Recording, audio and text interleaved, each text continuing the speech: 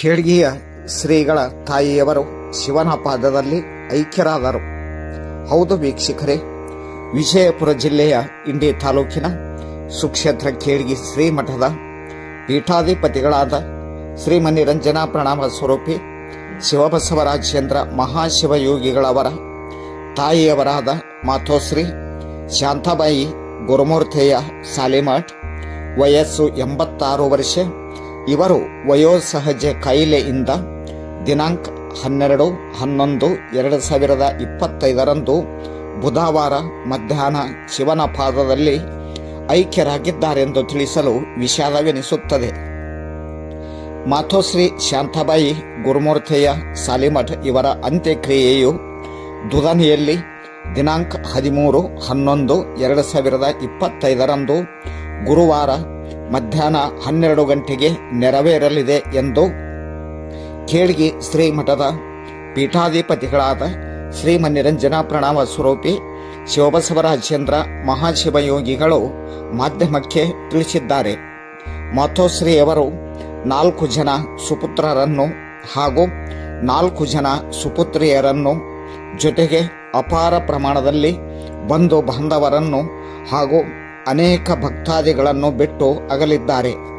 ಖೇಡ್ಗಿಯ ಶ್ರೀಗಳ ತಾಯಿಯವರು ಬಯಲಲ್ಲಿ ಬಯಲಾಗಿರುವ ಶಿವನ ಪಾದ ಸೇರಿರುವ ಈ ವಿಷಯ ತಿಳಿಯುತ್ತಿದ್ದಂತೆ ಸಂಪೂರ್ಣ ಖೇಡ್ಗಿ ಗ್ರಾಮವು ದುಃಖದ ಕಡಲಲ್ಲಿ ಮುಳುಗಿತು.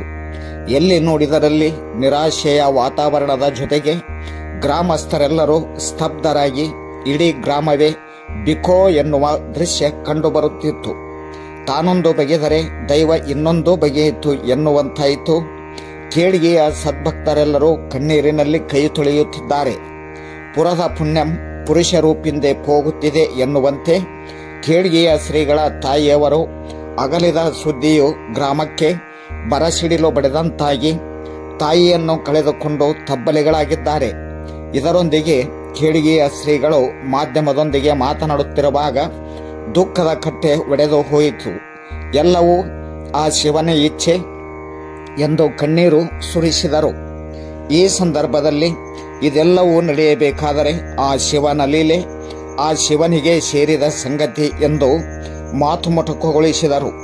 ಜೊತೆಗೆ ಶ್ರೀಗಳು ಮಾತನಾಡುತ್ತಾ ಯನ ವಿನಃ ತೃಣಮಪಿ ನ ಚಲತಿ, ಅಂದರೆ ಒಂದು ಹುಲ್ಲು ಕಡ್ಡಿ ಅಲುಗಾಡಬೇಕಾದರೆ ಆ ಶಿವನ ಆಜ್ಞೆ ಬೇಕು ಎಂದು ಮಾತನಾಡುತ್ತಾ ತಮ್ಮ ಒಂದು ಮಾತುಗಳಿಗೆ ಮೊಟಕುಗೊಳಿಸಿದರು.